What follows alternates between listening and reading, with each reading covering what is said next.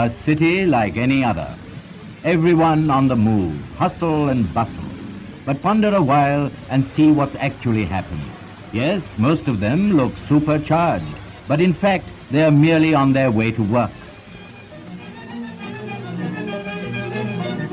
They start the day with a bang, and soon the chairborne army lose themselves in files and books and papers. Exhausting work for the brain, but work that doesn't demand physical exertion. They're at it for 8 hours or more every day. Files, books, papers, discussions and counter-arguments.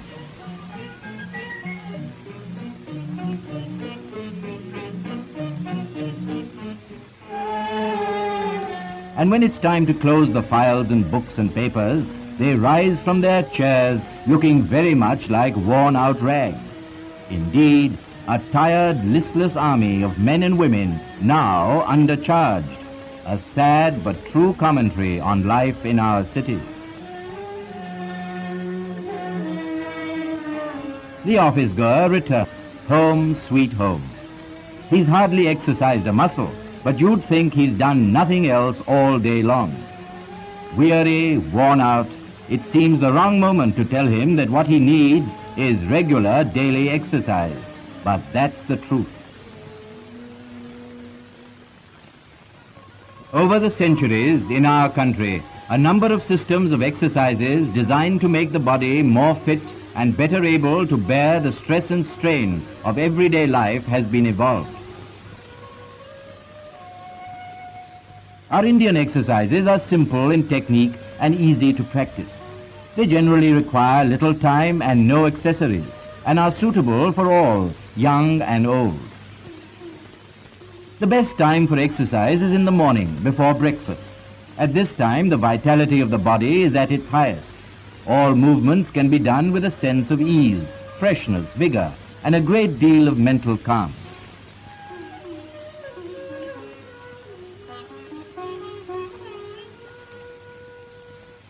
Of course, there is nothing like exercise in the open air. If one is compelled to do it indoors, then the room should be properly ventilated and free from draught.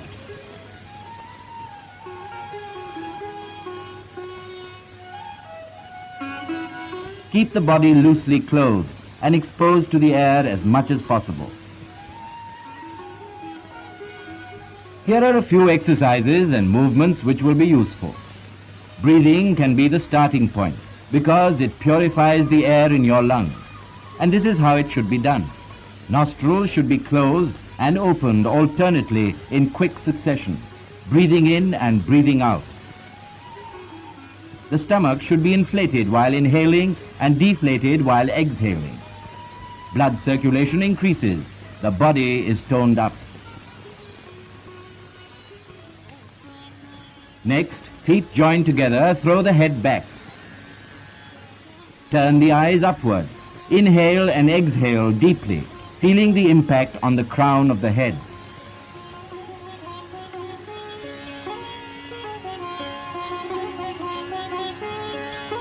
An exercise for the eyes. Standing in the same position, tilt the face upward.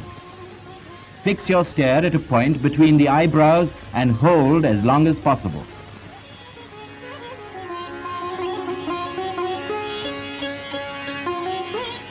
There is an exercise for the cheeks also. Close your nostrils with your thumbs. Inhale deeply through the mouth. Then tilt your head forward. Blow out the cheeks. Hold the breath as long as possible. Repeat 4 to 5 times.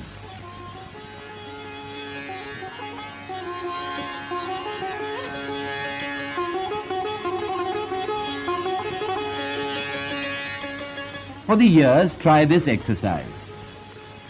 Plug the ears with your thumbs. Then with your fingers, close eyes and nostrils. Inhale deeply through the mouth. Tilt the head. Blow out the cheeks. Hold breath as long as possible. Then, holding the head straight, exhale slowly through the nose.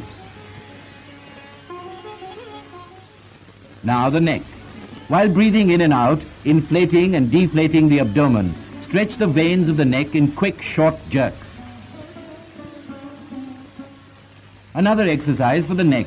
Turn your head vigorously to the left and to the right.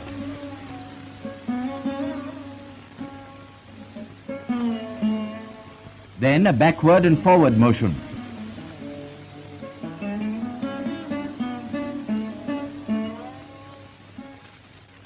And finally, rotate the head from left to right.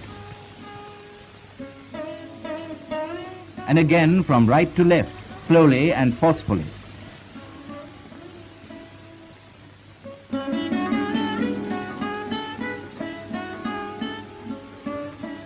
To develop the shoulders, stand erect, arms pressed to the sides, fists closed, inhale through the mouth, blow out the cheeks, tilt head, hold your breath, move shoulders up and down with force.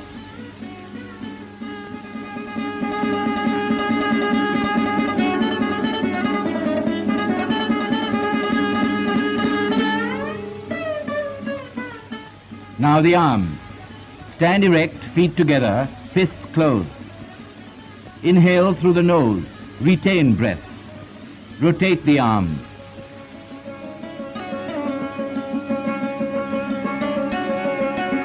Exhale, inhale again.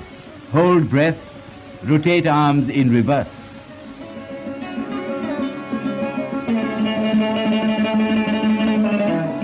To exercise the wrists, hold arms straight in front. Move hands up and down with force.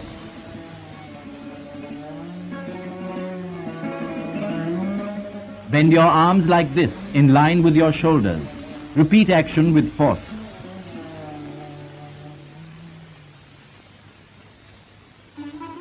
Repeat the same with closed fists.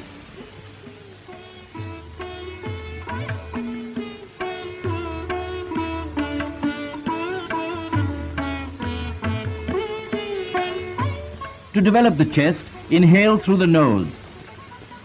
Raise your arms above your head.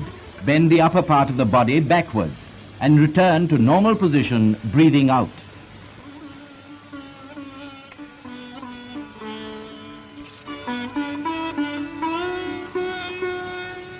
The abdomen. Inhaling through the nose, inflate the stomach fully and hold that position for as long as you can. Then, exhaling, deflate the stomach.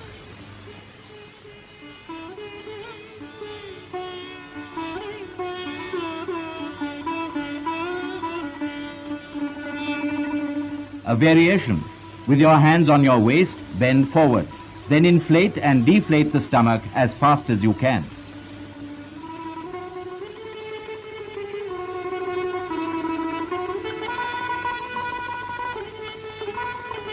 Another exercise for the muscles of the abdomen, but it requires a lot of practice. If you can do it, it will be very useful.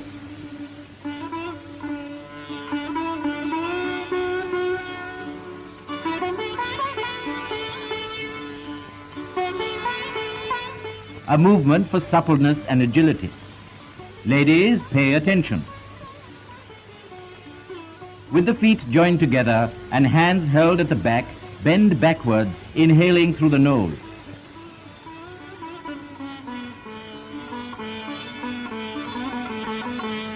Returning to normal position, bend forward as much as possible, exhaling through the nose.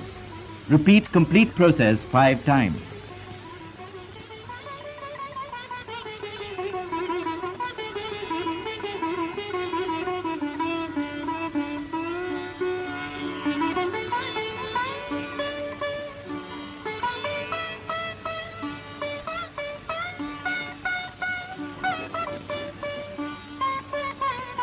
Another variation. Keeping the legs apart, swiftly move the upper part of the trunk to left and right. While swinging the arms, breathe in and out through the nose. Repeat the action 10 times.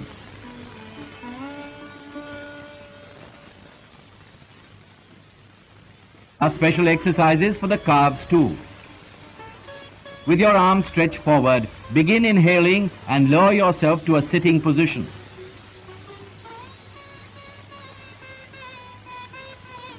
While getting up, swing your arms in a circular fashion. This should be repeated 10 times. And now for the ankles. Stand with your feet together. Raise heels up and down while standing on your toes.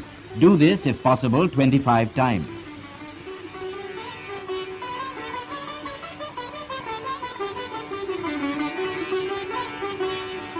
Then again, raising your foot about 9 inches from the ground, rotate your toes thrice, clockwise and anti-clockwise.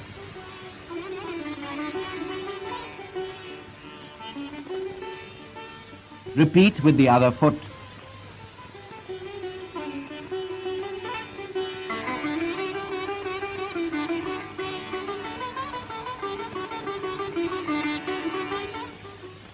Unique to the Indian system of exercises are the asanas, or composite poses, each designed for exercising particular parts of the body. This is the Ashwat Asana, or people tree pose. Stand upright, raise the arms upwards, and move the right leg sideways at a right angle.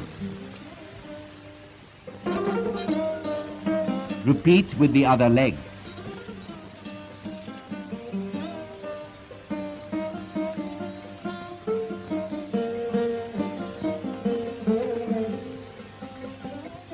Kona Asana, a pose in the form of an angle.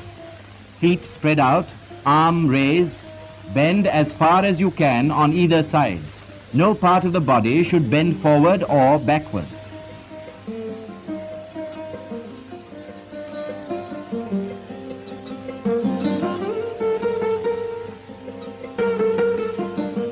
For suppleness of the body, Padangushta Asana.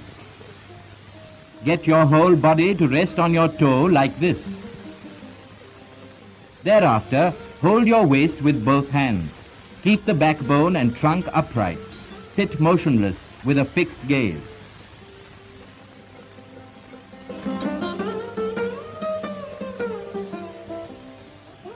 Padmasana, the lotus pose. Watch carefully.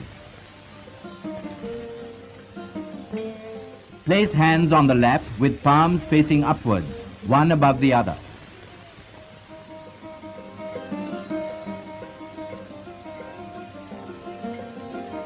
The position of the hands can vary, either on the heels of both feet or on the knees.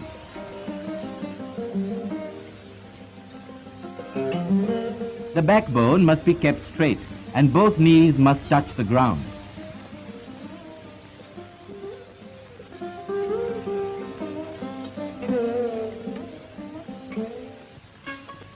Yes, another exercise for the stomach. Ardhamatsyendra Asana. Yes, it's complicated, but practice makes perfect.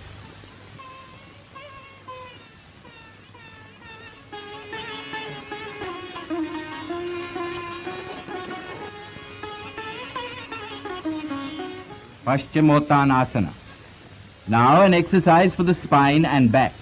Stretch your legs. Catch hold of the toes, crossing your hands. Then bend forward as far as possible.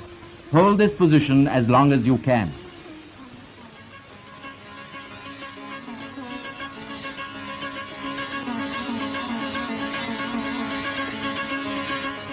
Mayurasana, or the peacock pose. Kneel, keeping 1 cubit distance between the knees. Place your palms on the ground with fingers stretched out, 4 inches apart. Join the elbows together at the navel. Slowly lift the feet from the ground. Stretch the legs, balance the body on the elbows parallel to the ground.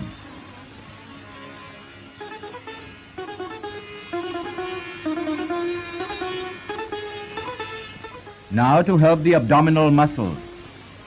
Lying on your stomach, lift up your legs with your hands. Hold them tight and pull them towards you as far as possible.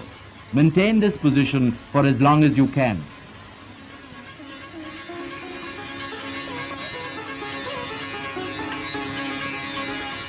Bhujang Asana. While lying on your stomach, place your palms near the chest. Raise the body as much as possible. Bend the head back, looking straight ahead.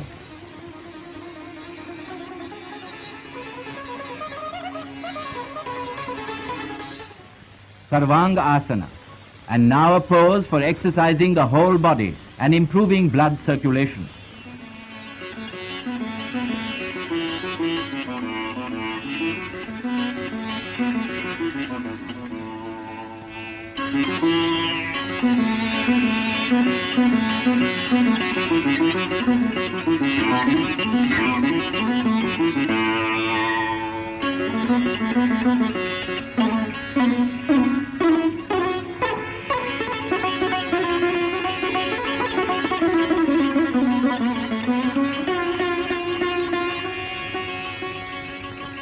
Shavasana. To obtain full benefits from your exercise hour, relaxation is essential. Lie on your back with palms of hands turned upwards, near the waist. Relax your body to such an extent that you feel detached from your physical self. It's possible if you try.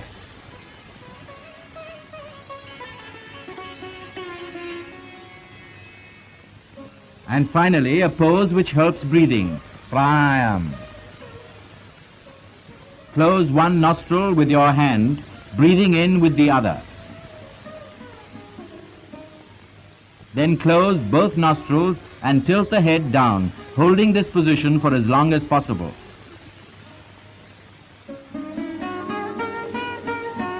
While exhaling, tilt up the head, keep one nostril closed and breathe through the other. Repeat 5 times.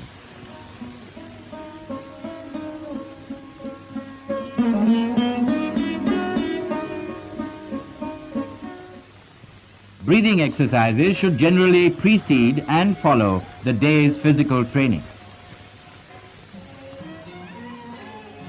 These exercises have an advantage.